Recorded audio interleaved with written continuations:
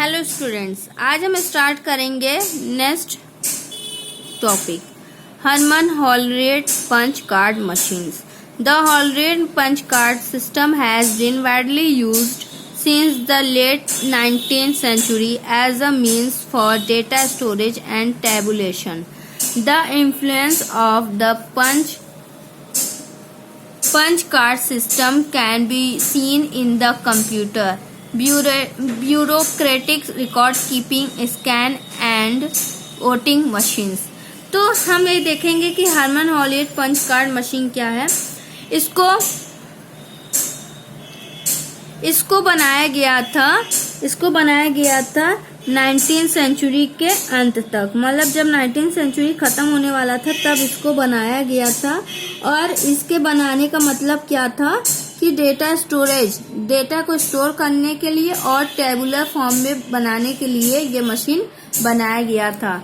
ये punch card machine जो होते हैं नॉर्मली ये यूज़ होते हैं, हम इनको देखेंगे कंप्यूटर में इसको हम देख सकते हैं, या फिर ब्यूरो में जो रिकॉर्ड कीपिंग होता है, रिकॉर्ड को रखा जाता है, उसमें हम देख सकते हैं स्कैन करते हुए, या वोटिंग मशीन में ये पंच कार्ड मशीन देखने को मिलता है। नेक्स्ट आता है लेडी अदा लवलेस। अगस्टा अदा work with Charles Babbage and his calculating engines produce what she called the plan. Ada had proposed a store program in 1843. Ada Lovelace is best known as the first computer programmer. Agusta अदा जो हैं Charles Babbage के साथ calculating engine में काम किया था। ठीक है, जब चार्ल्स बेबेज ने कैलकुलेटिंग इंजन बनाया था उसमें उनके साथ इन्होंने काम किया था और वहाँ पे इन्होंने प्लान का नाम दिया था, मतलब जो कैलकुलेटिंग इंजन बन रहा था वहाँ पे इन्होंने प्लान का नाम दिया। अदा ने स्टोर प्रोग्राम 1843 में स्टोर प्रोग्राम का वर्क किया था। ठीक है, स्टोर प्रोग्राम को स्टोर करने के लिए इन्होंने 1843 में सपोर्ट किया था, बनाया था। लवलेस जो थी वो फर्स्ट कंप्यूटर प्रोग्रामर कही गई। अदा लवलेस जो हैं वो फर्स्ट कंप्यूटर प्रोग्रामर का नाम दिया गया इनको। ठीक है, generation of computer is characterized by a major technological development that fundamentally changed the way computers operate, resulting in increasingly smaller, cheaper, more powerful and more efficient and reliable device. तो ये जो जनरेशन ऑफ कंप्यूटर का जो हम characteristics पढ़ रहे हैं, इसके जो टेक्नोलॉजिकल डेवलपमेंट पढ़ रहे हैं, ये कंप्यूटर मतलब जनरेशन ऑफ कंप्यूटर जो कंप्यूटर की पीढ़ी थी उसके कैरेक्टर्स के, उसके टेक्नोलॉजिकल, उसके तकनीकी विकास के थ्रू यहाँ कंप्यूटर्स में कई चेंजेस आए, मतलब कई तरह के कंप्यूटर्स बनते हुए आज 5th जनरेशन का कंप्यूटर आ गया।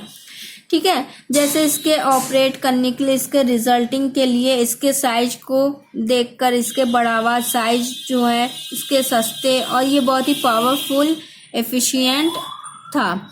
ठीक है, बहुत ही एफिशिएंट था और रिलायबल, बहुत ही विश्वसनीय डिवाइस बना कंप्यूटर। ठीक है, तो हम देखेंगे कितने जनरेशन्स आते हैं और कौन कौन से जनरेशन्स में कौन कौन से कंप्यूटर बनाए गए हैं। ठीक है, तो ऐसे कई जनरेशन्स ऑफ कंप्यूटर्स हम देखेंगे। First generation 1946 to 1954. In 1946, there was no best way of storing instructions and data in a computer memory. The digital computers using electronic valves, vacuum tubes are known as first generation computers. They stored information in the form of propagating sound waves. The vacuum tube was developed by Lee De Forest in 1908. These computers were large in size and writing programs on them was difficult. तो first generation का as कब था? 1946 से 1954 तक first generation चला। ठीक है, तो फर्स्ट जनरेशन में जो कंप्यूटर मेमोरी होता है, कंप्यूटर मेमोरी में कोई भी डेटा या इंस्ट्रक्शंस स्टोर करने का कोई भी तरीका नहीं था। मतलब फर्स्ट जनरेशन में कंप्यूटर मेमोरी में कोई भी डेटा या इंस्ट्रक्शंस स्टोर नहीं किया जा सकता था।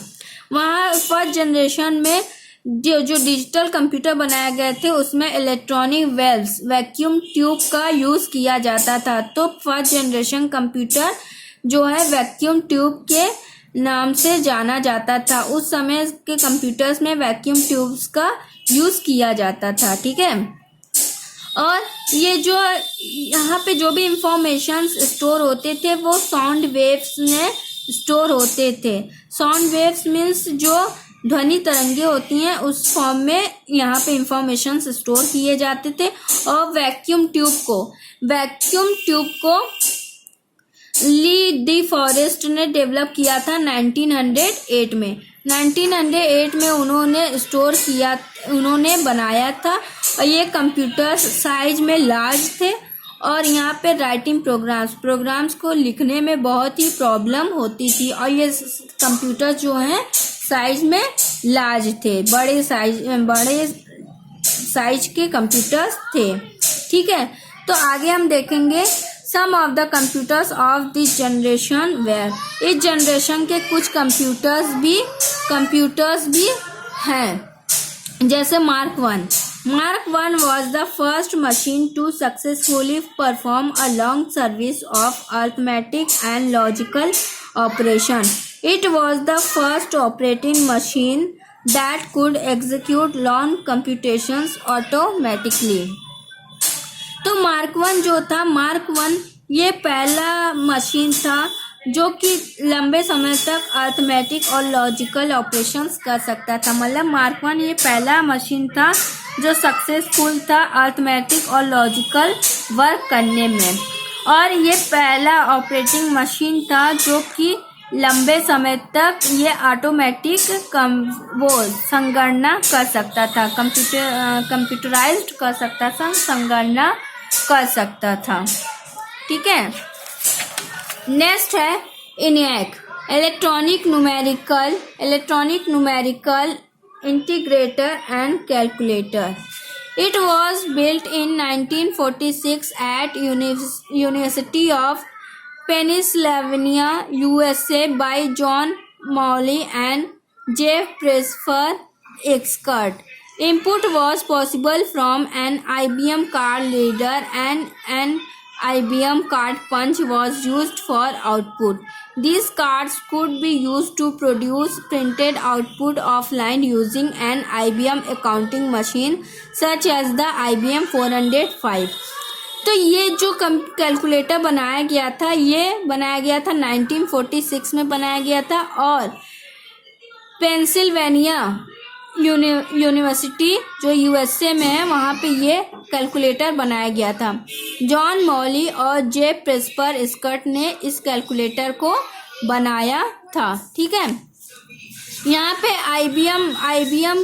आईबीएम कार्ड की वजह से इनपुट पॉसिबल था, आईबीएम कार्ड रीडर की वजह से इनपुट पॉसिबल था और आईबीएम कार्ड पंच का यूज़ करके आउटपुट के लिए यूज़ किया जाता था। इन कार्ड का यूज़ IBM 405 IBM अकाउंटिंग के लिए यूज़ किया जाता था, प्रिंटेड आउटपुट ऑफलाइन के लिए। मतलब जो आउटपुट थे उसको प्रिंटेड करने के लिए इन कार्ड्स का यूज़ किया जाता था IBM 405 और IBM अकाउंटिंग मशीन में। ठीक है, नेक्स्ट है EDVAC, electronic discrete variable automatic computer. It was developed in 1950. It was binary rather than decimal and was a stored program computer. The concept of storing data and instructions inside the computer was introduced here. The other advantage of storing instructions was the computer could do logical internally. ठीक है, इस computer को 1950 में develop किया गया और ये decimal ना करके बाइनरी को सपोर्ट करता था। और ये कंप्यूटर बनाया गया था प्रोग्राम को स्टोर करने के लिए। ठीक है, या इसका कॉन्सेप्ट था, इस कंप्यूटर को बनाने का कॉन्सेप्ट ये था कि स्टोरिंग डेटा को स्टोर करना और इंस्ट्रक्शंस को कंप्यूटर के अंदर स्टोर करना उनको इंट्रोड्यूस करने का ये कॉन्सेप्ट था। ठीक है, एक इसका दूसरा लाभ ये था कि ये इंस्ट्रक्शंस को स्टोर करने के साथ ही साथ कंप्यूटर में और भी लॉजिकल डिसीजंस ये कंप्यूटर कर सकता था। नेक्स्ट है EDSAC, electronic delay storage automatic computer. It was developed by M.V. Wilkes at Cambridge University in 1949. The EDSAC won the race as the first stored program computer, beating the EDVAC. The EDSAC performed computations in the 3 millisecond range.